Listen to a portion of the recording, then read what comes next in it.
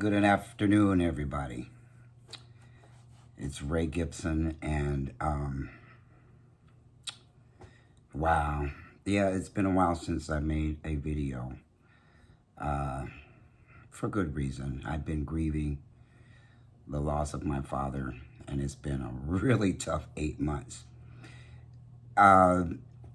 Anyway, just to take care of house cleaning. If you like the contents of my video, I've got 146 of them over here and some on another channel. Hit the subscribe button over here, and once you do that, you need to click the down, there's a down arrow of the subscription so that you can get all notifications. Otherwise you won't see when I upload a video. And like and share if you would. And that would help tremendously for me to get some kind of exposure on YouTube. That's how it works. Anyway, this video log, I guess you can call them. I don't know if I want to call them video logs or just logs. Anyway, wow, just that fast I lost my train of thought. Oh. Telling you, it's been a tough 8 months. Oh, great. I hope you don't hear that. Some guy speaking Spanish out there. This one is going to be called Grieving or Grief. Haven't decided which one. Grieving of a father. I might call it that too. Because that's just basically what I've been doing, is going through my life, processing everything about it. My relationship with my father, Bob Gibson, was very complicated, very awkward, and going through, my whole life kind of flashed before my eyes shortly after he passed. I was watching videos and of other people talking about him and what he meant to them. And I was also, I'm going to put a link, I think, in the description area of this video of a article that Cardinals magazine put out, where I come out as trans in the article.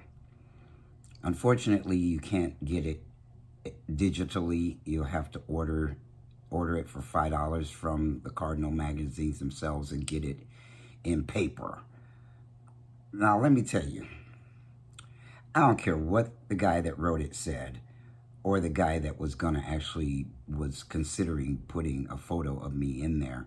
The problem was he couldn't get a photo of me and my father as an adult, as the way that I am now. They wanted to put a picture in there from, I swear I was probably 5 or 6 years old, all dolled up, me and my sister looking like twins. And I said, no, I do not want that picture in there. And my mom was in it too. My mom, my dad, and my sister. I didn't want that picture. But anyway, regardless of what those two guys said, the fact that only people who order the magazine can actually see that article and what I had to say in it, on paper magazine, kind of hid me from society as a whole. Because if you got digital, everybody in the world, even if they're not baseball fans, could get that digital copy of that digital edition of the article where I spoke, my brother spoke, a childhood friend of his, a lot of his playmates, and a lot of people he worked with after he retired. Yeah, we all talked about him and what he meant to them. And I even had to process what was in there from that article. And let me tell you why.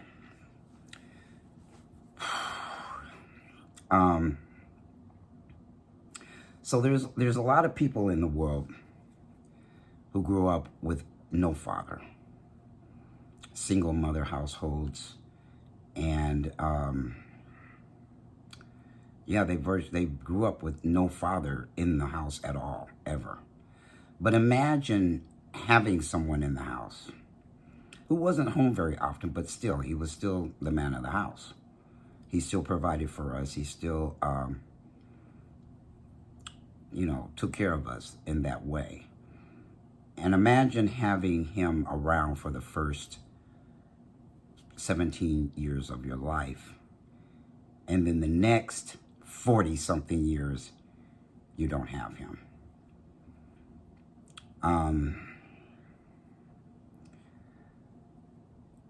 I can't tell.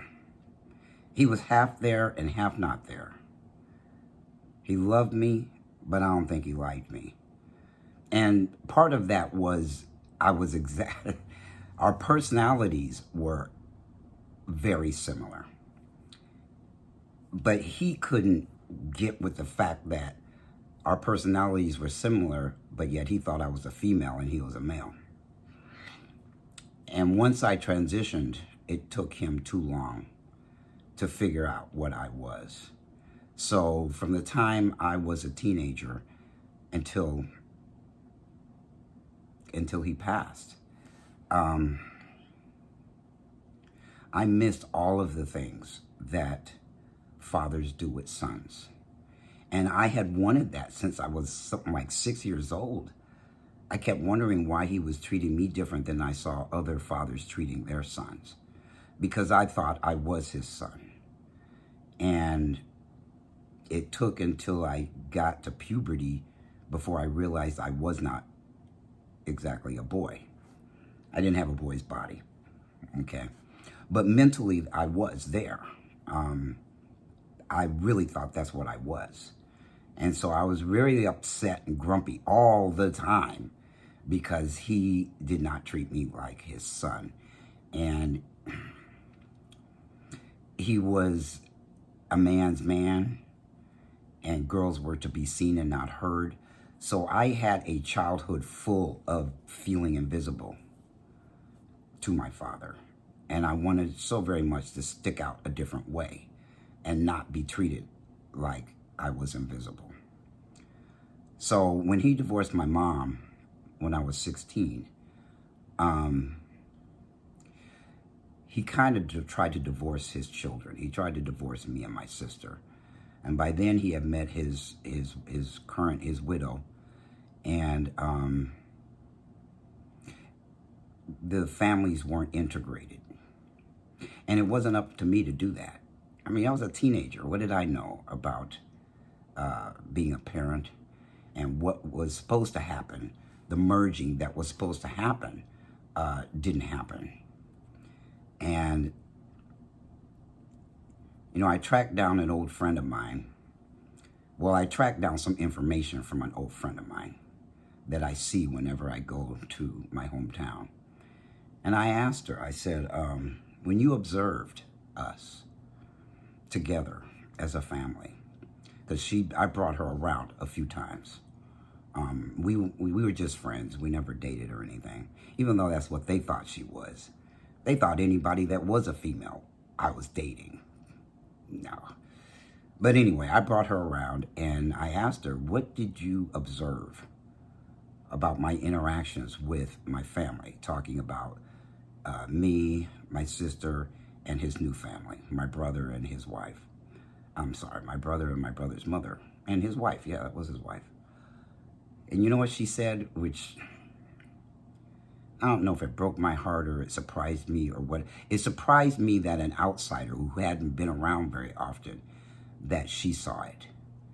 And she said, well, Ray, you look like an outsider to your own family. And right now, that's what I'm feeling like. And I have felt that way all along, but it wasn't intensified until after he passed. And I realized that my brother and his mother hoarded him. I mean, they thought he was just for them. And I basically got bumped out of the picture. And it didn't help that I felt that way. So because I felt that and I saw that, I didn't call very often. I didn't like calling there, because that kept reminding me that I was an outsider. So anyway, I felt like he loved me, but he didn't like me. And he's not here for me to ask whether that was true. All I have was the relationship that I saw that was just so torn apart, partially because he was doing his thing with his new family, and he basically tossed us to the side, or tried to anyway. I refused to let go. I refused to just be completely forgotten about. And so I showed up. And there was a period of time that I didn't, for about 9 years. And at the end of those 9 years, was it 9? 2006 until 2015, the end of 2015. So we hadn't talked to each other since that time. And that was the longest stretch of time that I was not around my nuclear family. So I showed back up, and immediately that feeling was there again, that I was not wanted around him, that I wasn't needed around him, that I wasn't needed by him, I wasn't needed by my brother, and I wasn't needed by his wife, who, until the last couple of years, I never referred to her as my stepmother, because she was around my age. So it just never felt like that kind of a relationship. In fact, it felt like I was a threat to something, and I found out what that something was in the end. I'm not going to talk about that. I might, when I'm ready, I'll tell everybody what those things are or were. So it's hard to imagine your dad not being there for you, whether he did that consciously, or he did that unconsciously, or he did that intentionally, or he didn't mean it. And now imagine that feeling, which a lot of people have. A lot of people have that feeling. Now add in that he was a celebrity, and you'll have some kind of an idea how estranged I felt. I wasn't invited to anything. I wasn't even invited to his Hall of Fame induction. I wasn't invited to his wedding between him and his widow. And when I asked about that, asked why, I got pretty shitty answers. I didn't ask him. I asked his widow why I wasn't invited to those things. And then I found out there was a whole bunch of other things I wasn't invited to. I wasn't told about it. I never knew where he was. I never knew where he was going to be. I never knew where he was traveling. The people that lived with him knew. And I had left home when I was 18. I didn't leave. I kind of got, I called it drop kicked. And then I changed it from drop kick to I got pushed out of the nest and fell on my head. That explains how crazy I was in my teens and my early 20s. Just early to mid 20s. Just crazy wild I was, because once I got kicked out of the house, it was up to me, and I made a lot of mistakes because I didn't know what I was doing.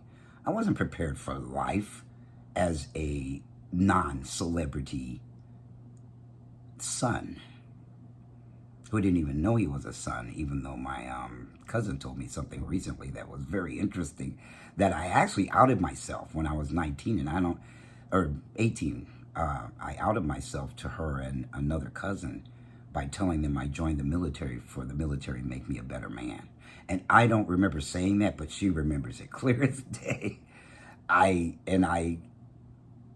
was horrified for myself as the 18-year-old that actually came out of my mouth, because I didn't have any conscious, I couldn't connect the dots between how I felt and the things that I was thinking and reality. And the fact that I didn't have a word for it. I didn't know I was transgender.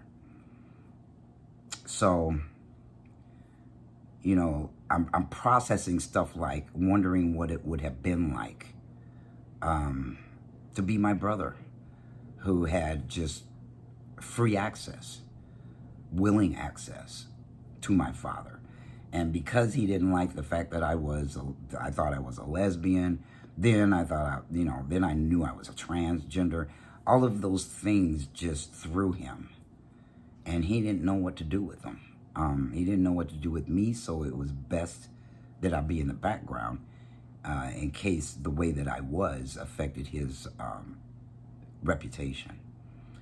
And so I felt all of that, but I couldn't articulate it. And I definitely couldn't articulate it to him and his new family. What did they care? I was kind of in the way. And I was definitely in the way of something that happened after he passed. Actually, it was 2016. Me and my sister were in the way of that. So I sit here and wonder what it would be like. You know how you wish your dad went fishing with you, or you wished you had a dad to, talk about life. You wished you had a dad to tell you about manhood, tell you what to expect, tell you how to behave, tell you how to, the things that men, they actually take for granted that they were treated that way by default.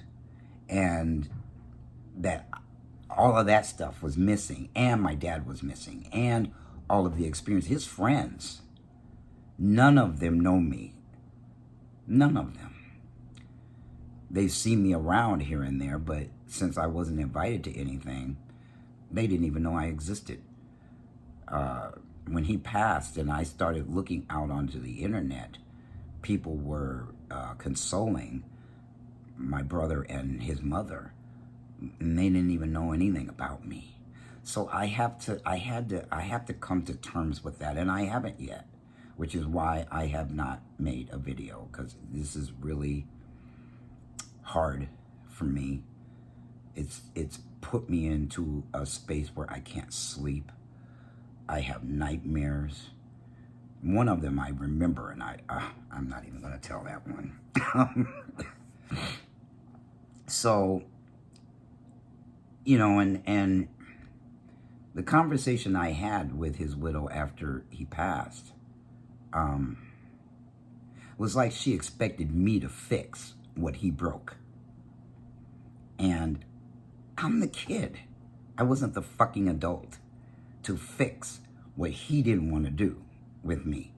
And he literally said in 2016 that he was sorry he was such a bad father. And I wish I had asked him, what did he mean? Why did he say that? I have a suspicion why he said that, because of something that happened in 2016, and he felt guilty about it, and so he said that. And at the time that he said it was the beginning of my transition. I was having the time of my life. I was finally in my own element. I was living authentically as myself after 58 years of not. And so I didn't want any bad news. I didn't want any downer conversation, so I didn't ask him. And I wish that I had, because it might have prevented what happened after he passed.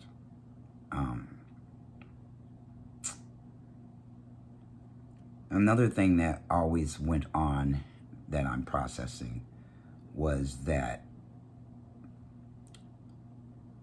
everybody always had to make way for his sensitivities and his feelings. They talk about men having big egos. Well, my dad's ego was probably as big as the United States. And when anything went down, it was all about him, his feelings. Mine got pushed to the side just like I got pushed to the side. And that, I still can't even tell you what that means. But I can tell you it sucked to feel when he was very much alive and he was very much running around the world, and I was not included in any of that. I got called up a couple of times to when he was sick, And I showed up. I always showed up for him. I always was the one to break the ice when things happened between us. I realized that I was the bigger man than he ever could be. That he was ever comfortable being, because he didn't know how to deal with the fact that I was his son. Not until the end, the very, very end, did he even acknowledge it to me. To me. You know, I heard some shit. My cousin, one of my cousins, she's no longer with us, but she told me that he used to brag about me to her and to some of my other cousins, and I'm like, he did? He never told me he was proud of me. And those are the kinds of things that children want to hear from their parents. And the parents want to hear from their children that they turned out okay. They turned out all right. The ones that did turn out all right.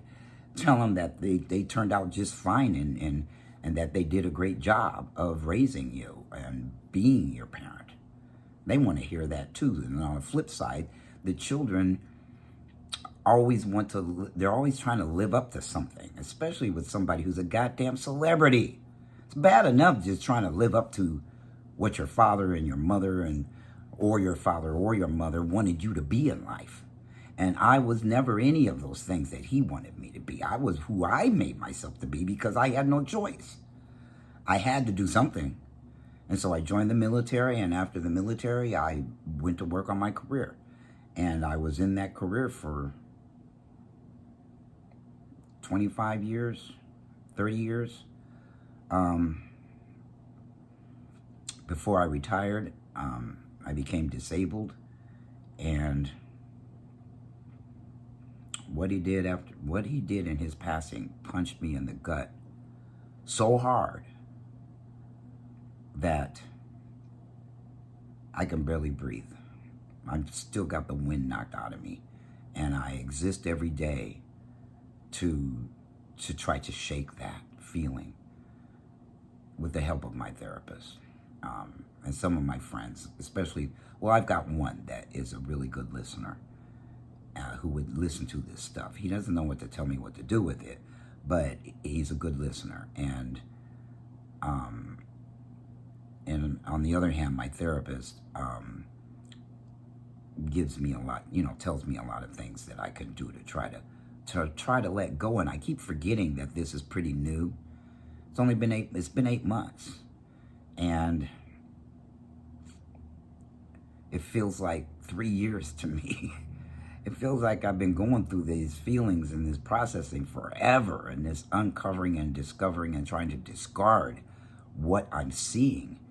And I'm just kind of stuck in this loop of what I'm seeing. It's in my dreams. I wake up thinking about it. If I can't sleep at all. Either I can't sleep at all, or I sleep too much. Or I sleep somewhere in the between, but my sleep pattern is everywhere. And yeah, I always had to make way for his feelings and never acknowledge mine. And you know what? That bled into my relationships with women. I would find women that were all about themselves, all about their feelings, and would discard mine. And I finally got that that's not a good thing for me to do if I want to have any self-esteem at all, if I want to have any confidence, if I want to have any love for myself. I have to pay attention to those feelings.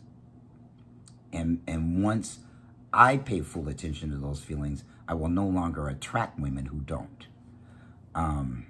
Because most of them were like that. Yeah, they were all about what I could do for them, not what they could do for me. So I'm getting ready to have that conversation with my therapist tomorrow about that. And then something else happened in the Cardinals article. And then all these people were talking about the way that he was for them, the friendly, helpful guy that he was to them, I never got to see any of that. These people were treated way better than I was. Way better. I mean, he showed up and built things for people's houses and consoled people all around the world, and just, he was their friend. And I never saw the Bob that was a friendly Bob Gibson. I saw it a little bit, but for 63 years, that's a long time to only get to see a little of that. And again, it's because I was pushed away from that family, from my own family, and from him. And there was nothing I could do about it. There's nothing I could do about it now either, except walk through all of that, how it made me feel, and then work on making myself feel better about the fact that that shit wasn't there, just wasn't there. I did a seminar in, was it 2019, where I got put in a group of men that were powerful men. And first of all, I couldn't believe I got put in that group. I couldn't believe that the coach for that group saw me as a powerful man too. And I clung to them like they didn't even know. They didn't even know how much it meant to me to be put in that group of fellas that, and then I have another video that I'll probably have if you point up there with a phone or a computer, where I talked about what that meant to me, and then they decided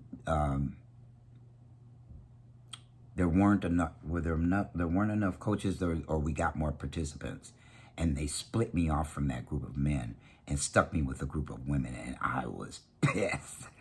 I was so pissed that I kept trying to get back in that group. I tried everything, and they eventually, the seminar leader of the seminar said, well, why don't you be in both groups, which was impossible to do. I mean, I did my best to do what he suggested that I do, to be a part of that group and the group that I was working with, which was a bunch of women. I love women, but not in that setting. I wanted to be with that group of men to just osmose some shit off of them, because I'd had these thoughts that I didn't know shit about manhood, but I did. It was so weird, because for the last 6 years, I have been working on that, consciously working on that. But to be around those guys in such an intimate setting as that seminar was just something special. So I did get to work with them a little bit, but I didn't get to work with them all the time like they were working together with each other.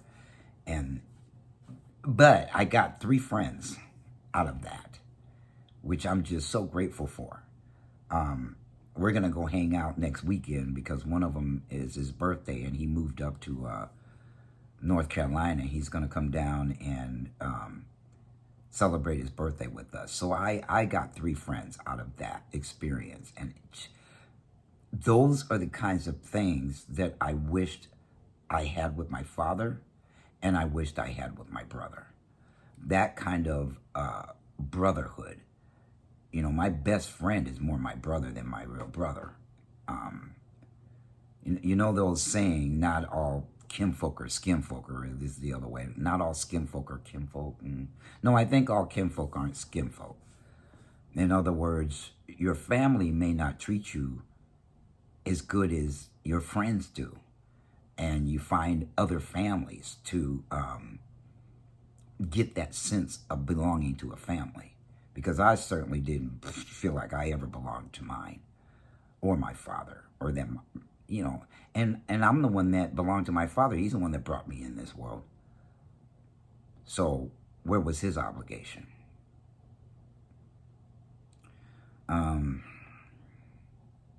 But he was there for everybody else. But me, I had to push myself onto them to even be noticed, to even be acknowledged that I was his firstborn, his offspring. I have a birthright because I was his firstborn.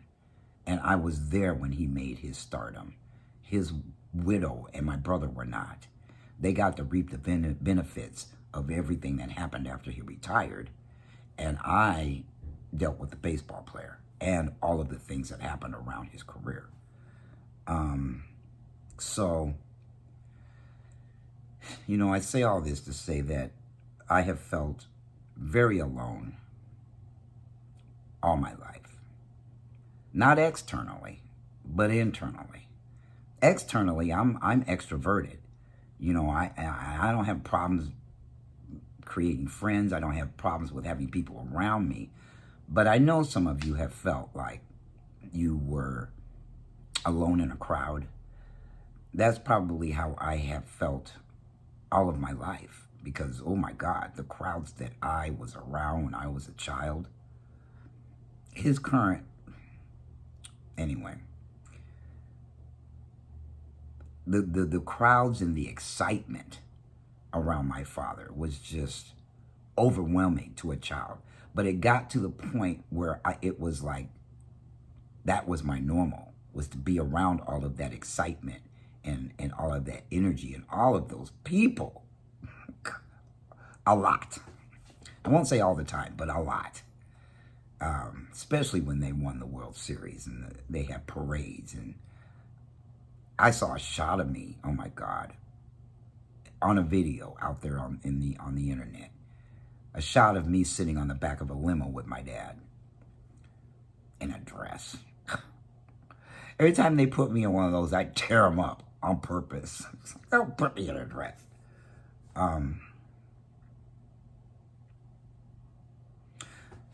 The only thing that I will say right now about the situation that I'm in with his widow and my brother is that there's something very nefarious going on with those two. Very nefarious. Almost like they planned. Well, they did plan what they did in the end. They knew and I didn't know anything. It hit me broadside. Like they took a 2x4 and just smacked me in the head with it. And I'm going to fight it. They don't want me to fight it, but I'm going to. And right now, because Mother's Day just happened, I feel like she died too soon. I need her and I've been needing her. Because mothers are fierce. They're going to make sure their children are taken care of. And guess who she made sure not to take care of? Me. Because she didn't birth me. And so, she could care less. And that is very hurtful. And I don't want to walk around. You know how they say, hurt people hurt other people. And I don't want to walk around the way that I've been feeling for the last 8 months. I've stayed away from the pandemic helped, but I've stayed basically away from people because I don't want to hurt them with my hurt. I'm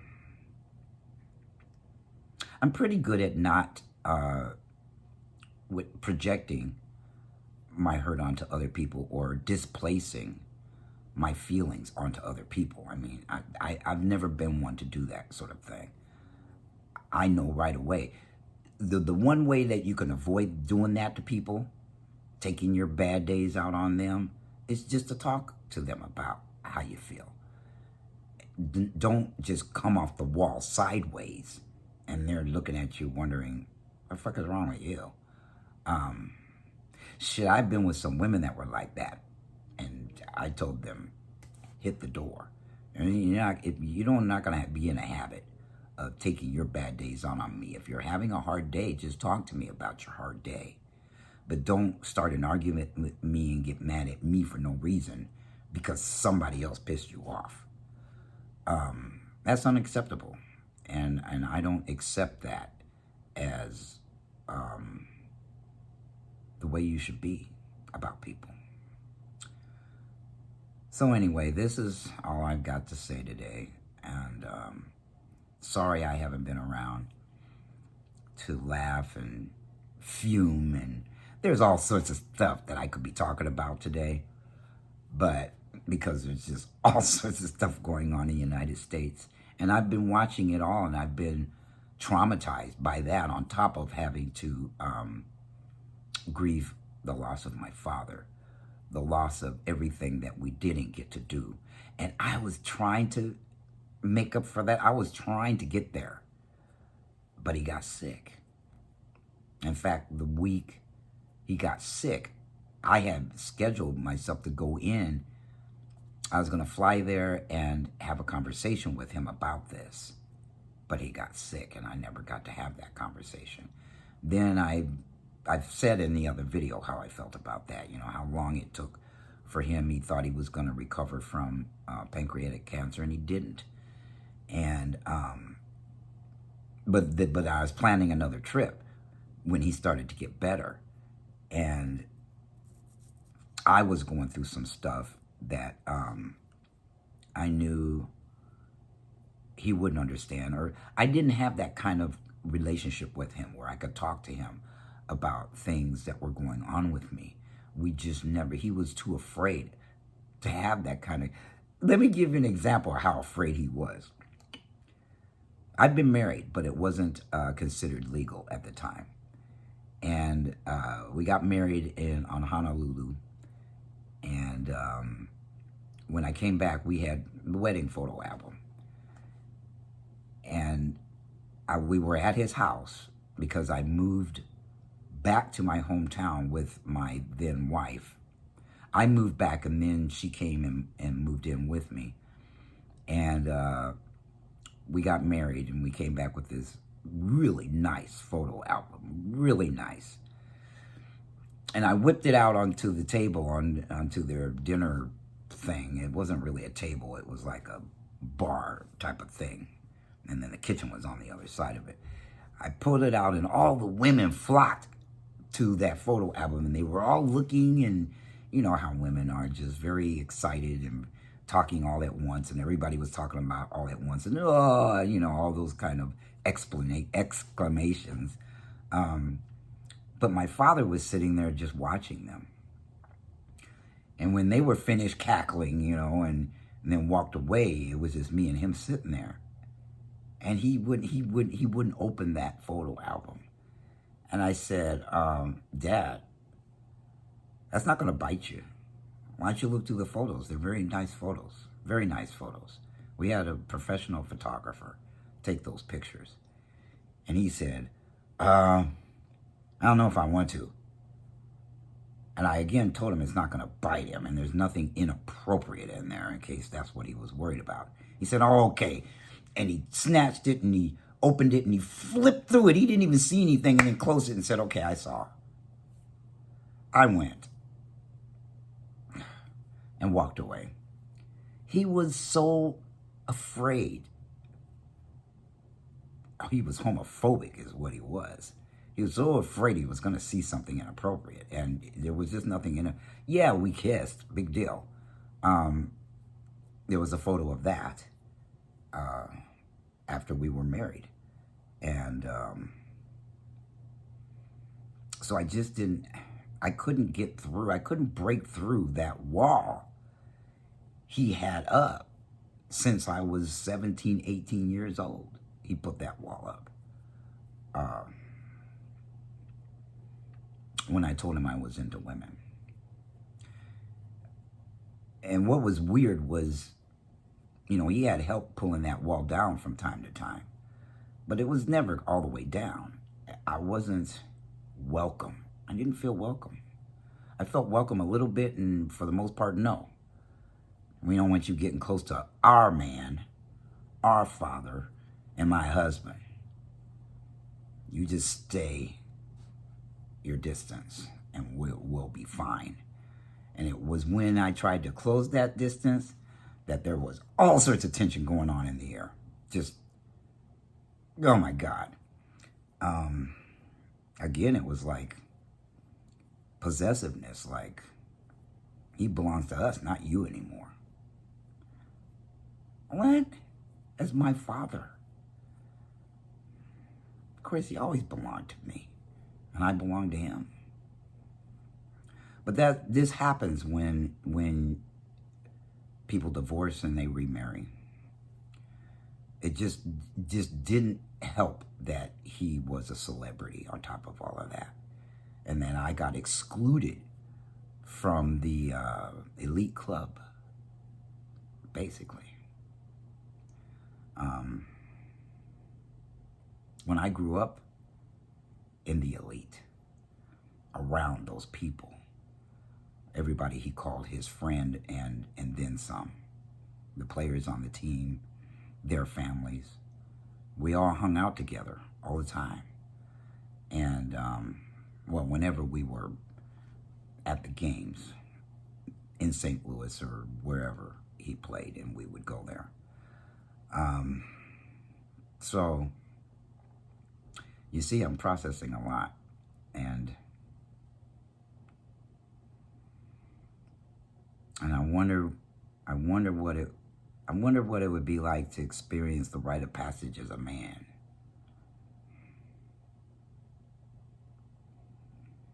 And to have his respect. Him and my brother and his wife. To have the respect of who I really was. Never had it. There was something there, but it wasn't that. And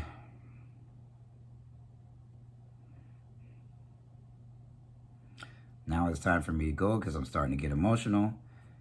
And I would wish you all a blessed Monday. It's Monday, and Ray Gibson is out.